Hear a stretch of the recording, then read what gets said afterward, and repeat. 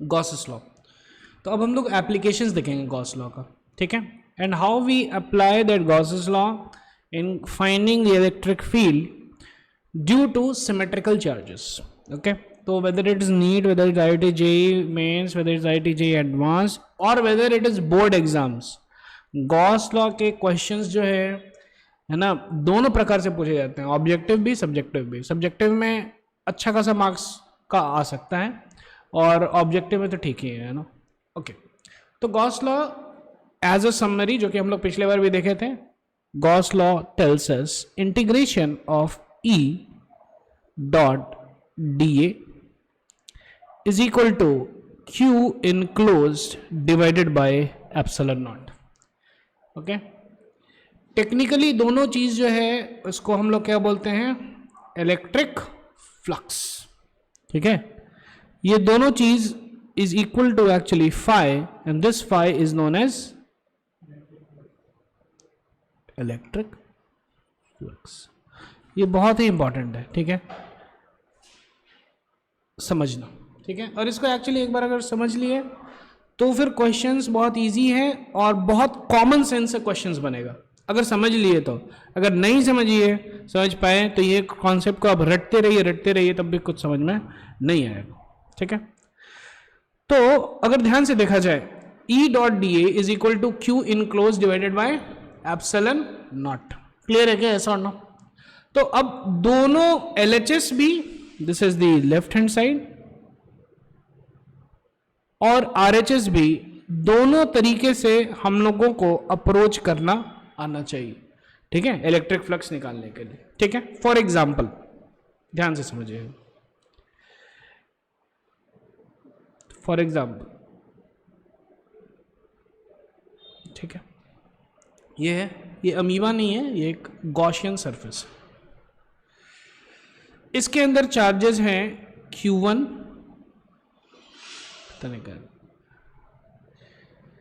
इसके अंदर चार्जेस हैं Q1 जो कि है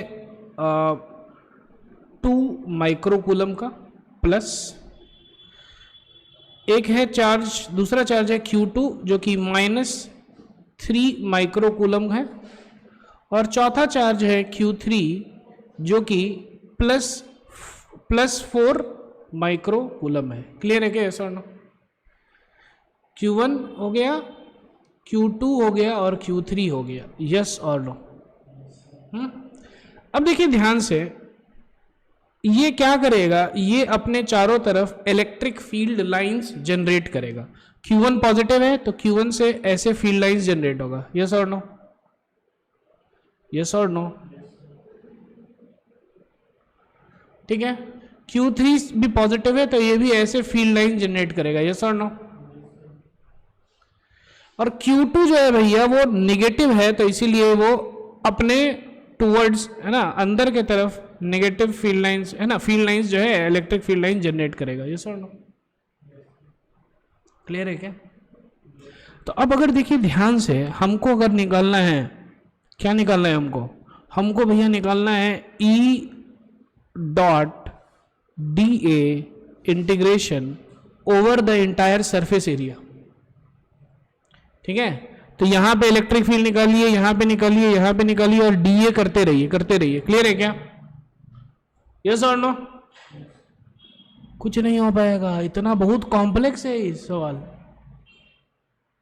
बहुत कॉम्प्लेक्स है। हर जगह आप इलेक्ट्रिक फील्ड निकाल के कर पाओगे क्या? बड़ा से बड़ा मैथमेटिशियन को बुलाइए, नहीं कर पाएगा। अरे समझ में, यस और नो? क्योंकि हम लोग LHS से अप्रोच कर रहे हैं।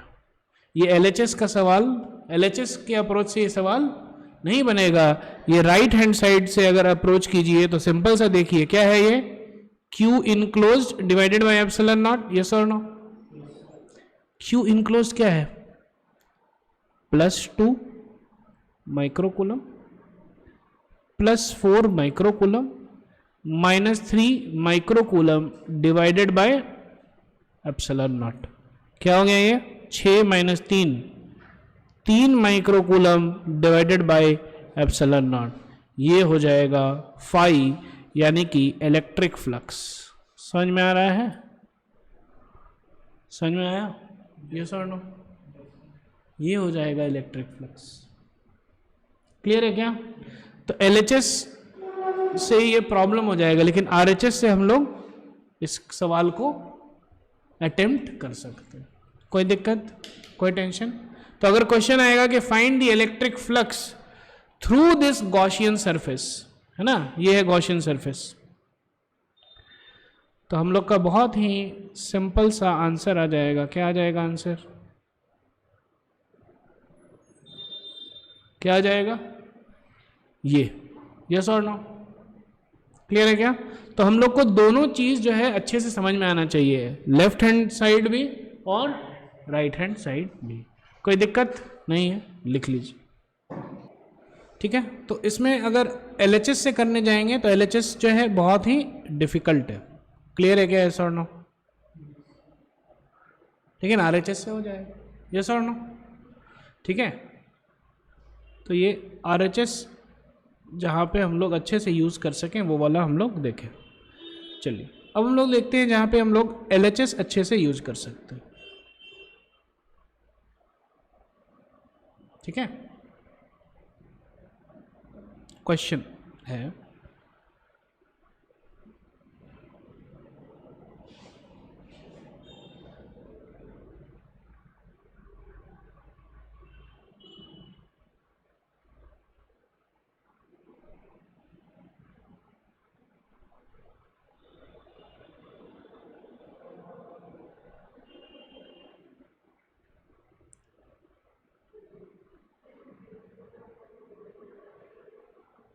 ठीक है, दिख रहा है क्या? ऐसा ना, यहाँ पे है x इज इक्वल टू 0, यहाँ पे है x is equal to let us say you know 1 metre. Yes और नो? ठीक है, ये जो है क्यूब है, क्या है ये? क्यूब है। यहाँ पे इलेक्ट्रिक फील्ड 0 है, यहाँ पे इलेक्ट्रिक फील्ड है लेट अस से है ना 2 न्यूटन पर कूलम। कितना है? क्लियर है क्या? अच्छा, और ये जो है this is a cube of area, cube of side 1 metre. Clear है क्या? यस और नो?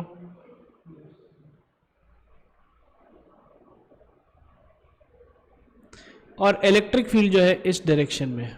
यस और नो? आगे जानना। अब यहां पे क्वेश्चन पूछ रहा है कि फाइंड, क्या? पहला फाइंड फ्लक्स, दूसरा what is the charge enclosed. आ रहा है समझ में? यस और नो? तो हम लोग क्या करेंगे, देखिए ध्यान से, ये हो गया क्वेश्चन। हम लोग क्या करेंगे कि we will take this to be a Gaussian surface.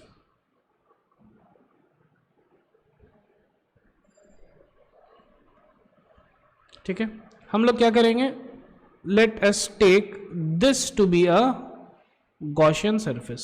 Yes और नो?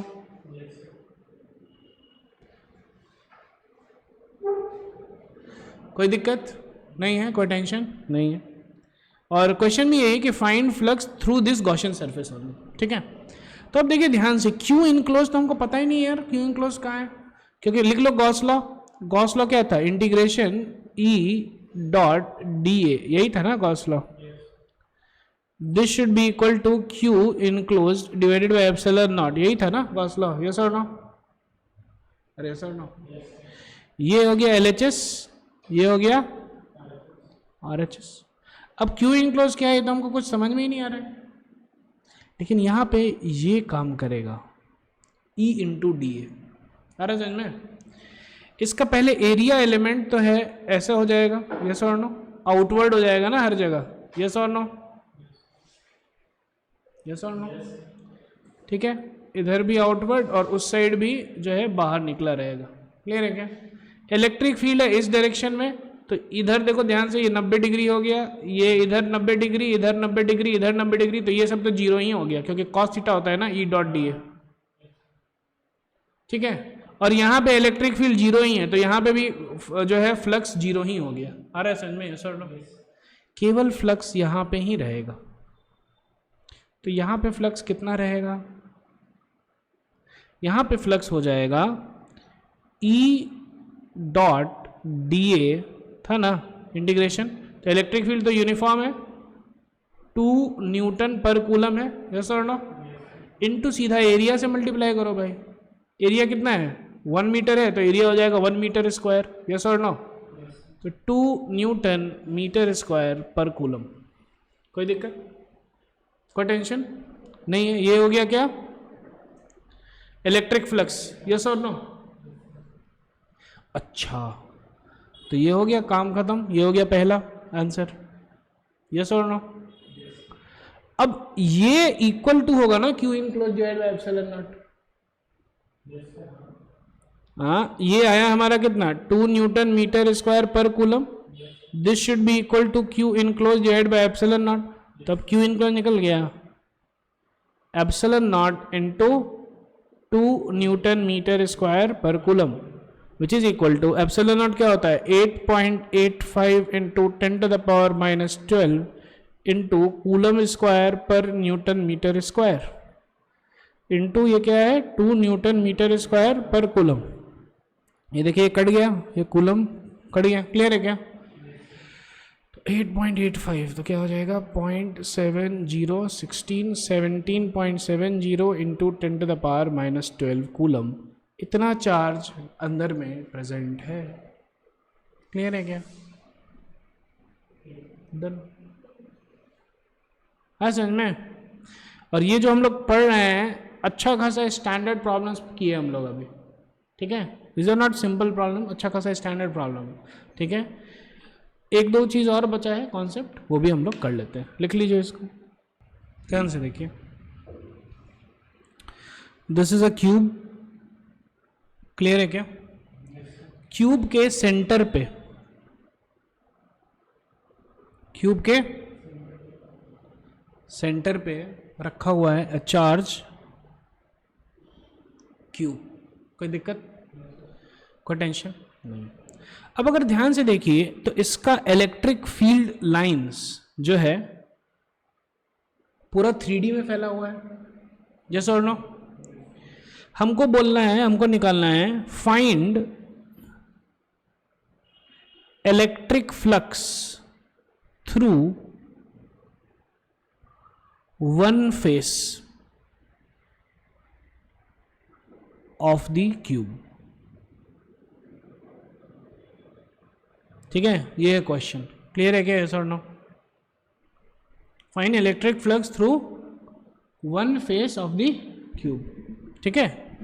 तो अगर ध्यान से देखा जाए तो ये जो चार्ज है, इस चार्ज के कारण इलेक्ट्रिक फील्ड जो है हर एक दिशा में है, यस और नो। तो हर एक दिशा में है, तो इस फेस को भी क्रॉस कर रहा है, इस फेस को भी क्रॉस कर रहा है, इधर भी क्रॉस कर रहा है, इधर भी क्रॉस कर रहा है, नीचे भी क्रॉस कर रहा है। 6 फेस होता है ना क्यूब का, क्लियर है क्या। हर एक फेस को ये फील्ड लाइंस क्रॉस कर रहे हैं, क्लियर है क्या, यस और नो। और एक उस चार्ज के लिए हर एक फेस तो सेम है ना, सिमेट्रिकल है, हर एक फेस जो है क्या है सेम है, ठीक है ना। तो अगर हम इसको गॉसियन सरफेस ले लें, क्या ले लें इसको अगर हम ले लें क्या गॉसियन सरफेस, तो ध्यान दीजिए इसके थ्रू फाई कितना हो जाएगा Q enclosed bye epsilon not, yes और नो, जो कि Q bye epsilon not, yes और नो। अब 6 फेस है, ठीक है ना, और 6 फेस सिमेट्रिकल है, आइडेंटिकल है इसके लिए। तो हम लोग लिख सकते हैं क्या, अगर फाई एक फेस के लिए जो है एक फेज के लिए जो फाई हो जाएगा वो हो जाएगा phi divided by 6 which is Q by 6 epsilon not. समझ में आ रहा है, कोई दिक्कत, कोई टेंशन। चलिए लिख लीजिए application of Gauss's law. The electric field due to a general charge distribution is as seen above, given by equation 1.27. In practice, except for some special cases, this summation or integration involved in this equation cannot be carried out to give electric field at every point in space. For some symmetric charge configuration, however, it is possible to obtain the electric field in a simple way using the Gauss's law. तो किसके लिए use होगा?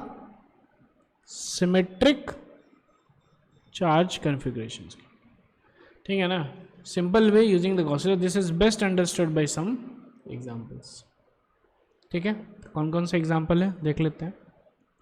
पहला, field due to an infinitely long straight uniformly charged wire.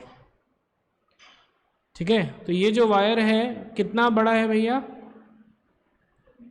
Infinite है, यानी कि ऊपर ये प्लस इन्फिनिटी तक जा रहा है और नीचे भी भैया जी माइनस इन्फिनिटी तक. Consider an infinitely long thin straight wire with uniform linear charge density lambda. तो हम लोग कंटिन्यूस चार्ज डिस्ट्रीब्यूशन में पढ़े थे, लेमडा, सिग्मा और रो तीनों पढ़े थे. तो इसमें क्या है? लेमडा है. यस और नो? कोई दिक्कत, कोई टेंशन नहीं है. The wire is obviously an axis of symmetry. Suppose we take the radial vector from O to P and rotate it around the wire. ठीक है, अब हमको क्या करना है? हम लोग को फाइंड आउट करना है भैया कि यहाँ पे इलेक्ट्रिक फील्ड कितना है. कहाँ पे? पॉइंट P पे. समझ में आया ना? और ये है इन्फिनिटली लॉन्ग वायर और इससे R दूरी पर जो है ये पॉइंट P है. कोई दिक्कत? यहाँ पे हमको फाइंड आउट करना है कि भैया इलेक्ट्रिक फील्ड कितना है. क्लियर है क्या? अच्छा, बहुत अच्छा, आगे बढ़ते हैं.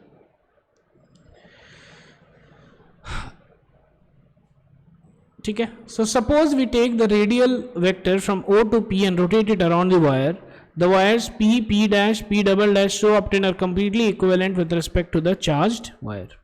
अब देखिए ध्यान से, यहाँ पे P है, P दूरी इस डायरेक्शन में, P दूरी इस डायरेक्शन में, ये हुआ, P इधर हुआ, इधर हुआ, सब चीज तो इक्विवेलेंट है ना. इस पेन से R दूरी पे, यानी मान से 5 सेंटीमीटर दूरी पे, तो ये सारा पॉइंट तो सेम ही हो गया ना इसके लिए. यस और नो? क्लियर है क्या? वही लिखा हुआ है कि these points are obtained are completely equivalent with respect to the charged wire. This implies that electric field must have the same magnitude at these points. इसका मतलब क्या है कि इलेक्ट्रिक फील्ड है ना. अब देखिए ध्यान से, इस वायर से 5 सेंटीमीटर दूर ये पॉइंट है और 5 सेंटीमीटर ये भी पॉइंट है, तो इधर भी इलेक्ट्रिक फील्ड उतना ही रहना चाहिए जितना उधर है, ड्यू टू सिमेट्री.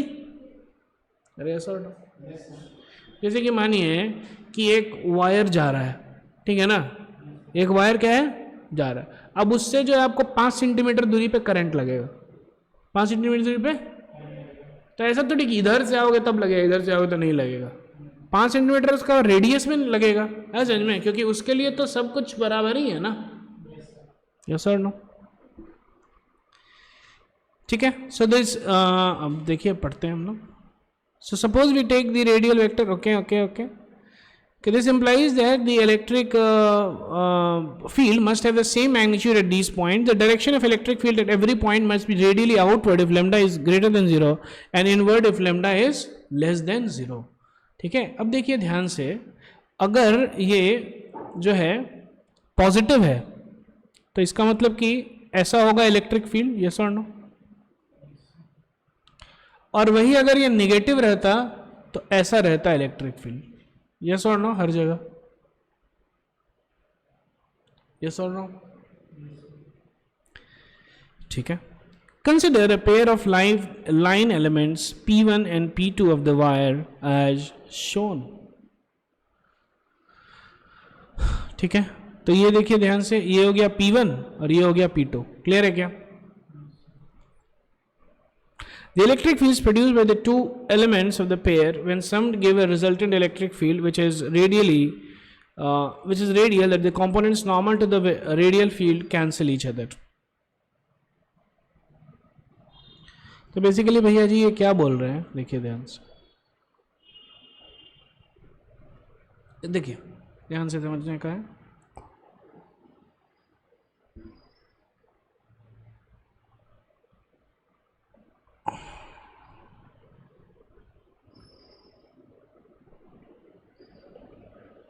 देखिए ये प्लस इन्फिनिटी तक है और ये भैया जी माइनस इन्फिनिटी तक है, ये सर नो।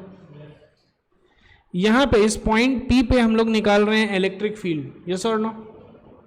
तो अगर ये पॉजिटिव पॉइंट के कारण, देखिए ध्यान से, इलेक्ट्रिक फील्ड किधर होगा, इस डायरेक्शन में होगा, ये सर नो, क्योंकि इलेक्ट्रिक फील्ड ये पॉजिटिव पॉइंट के लिए, ये सर नो। देखिए कोई सा भी पॉजिटिव पॉइंट है तो उसके कारण इलेक्ट्रिक फील्ड कैसा होता है, ऐसा जाता है ना, हाँ। तो यहाँ पे जो पॉजिटिव है इसके कारण ऐसा जाएगा ना हर जगह, तो हमको P पे निकालना है तो इधर होगा ना इलेक्ट्रिक फील्ड, ये सर ना। अगर मानिए कि ये जो है x दूरी पे था तो उतना ही x दूरी पे नीचे एक और रहेगा पॉइंट पॉजिटिव, और इसके कारण देखिए इलेक्ट्रिक फील्ड इस डायरेक्शन में होगा, ये सर ना। अब ये इलेक्ट्रिक फील्ड और ये इलेक्ट्रिक फील्ड का ये वाला कंपोनेंट एक दूसरे को कैंसिल कर देगा, तो बचा केवल यही है ना, यस और नो। इसीलिए ये बोल रहा है कि भैया इलेक्ट्रिक फील्ड P पे इसी डायरेक्शन में होगा, which is what, radially outward. अरे यस और no,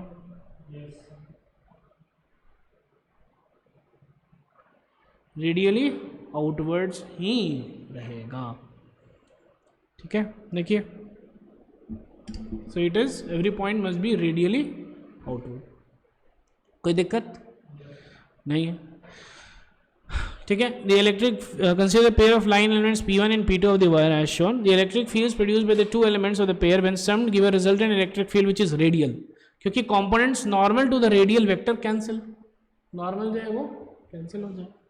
This is true for any such pair and hence the total field at any point P is radial. Finally, since the wire is infinite, electric field does not depend on the position of P along the length of the wire. In short, the electric field is everywhere radial in the plane cutting the wire normally and its magnitude depends only on the radial distance r. तो electric field जो है हर जगह क्या होगा, radial होगा, और इसका magnitude किस पे डिपेंड करेगा, radial distance r. To calculate the field, imagine a cylindrical Gaussian surface as shown in the figure.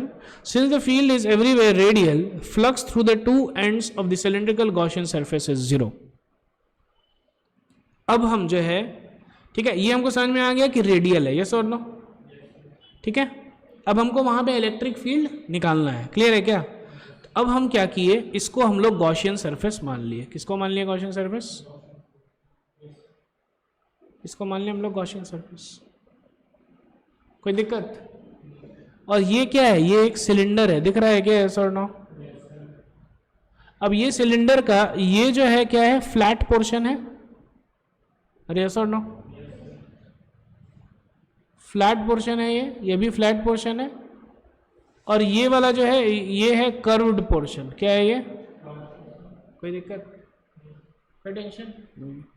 तो ये क्योंकि इलेक्ट्रिक फील्ड इस डायरेक्शन में है और यहाँ पे एरिया वेक्टर इस डायरेक्शन में है, तो फ्लैट पोर्शन के कारण फ्लक्स जो है 0 होगा, यस और नो। यहाँ पे भी देखिए एरिया तो इधर होगा ना, परपेंडिकुलर होता है ना उस एरिया के, एरिया वेक्टर, और इलेक्ट्रिक फील्ड इस डायरेक्शन में है तो फ्लक्स जो है यहाँ पे भी 0 है, यस और नो, क्योंकि ई डॉट डी है ना भैया। तो ई डॉट, तो डॉट क्या है, cos 90 0, समझ में आ रहा है, यस और नो। और यहाँ पे इसके चारों बगल अगर देखिए ध्यान से, इलेक्ट्रिक फील्ड जो है रेडियली आउटवर्ड है, यस और no, electric field radially outward है और इलेक्ट्रिक फील्ड का वैल्यू सेम है, दैट इज ई, यस और नो। अब इसका एरिया क्या होगा, तो इसका सरकमफेरेंस कितना होगा, अगर रेडियस r है तो उस सर्कल का सरकमफेरेंस कितना होता है, 2 पाई r, यस और नो। और ये हाइट h, ठीक है, यहाँ पे लेंथ l दिया हुआ है, तो 2 पाई r इंटू l, ये हो गया ना एरिया, समझ में आ रहा है कि नहीं आ रहा है। तो 2 pi r into l should be equal to q enclose divided by epsilon not, yes और नो। कितना क्यू है इनक्लोज्ड, इसमें था Q lambda coulomb per metre था, यस और no, lambda coulomb per metre था ना, भूल गए? देखिए लीनियर चार्ज डेंसिटी क्या है, लेमडा है ना, तो एल डिस्टेंस में कितना हो जाएगा, lambda into L divided by epsilon naught. तो अब देखिए ध्यान से, E into 2πr into L should be equal to lambda into L divided by epsilon naught. L cut गया, क्या हो गया electric field, lambda divided by 2π epsilon naught into are.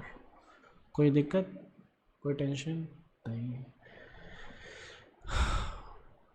दिख रहा है, यही आया लास्ट, ठीक है।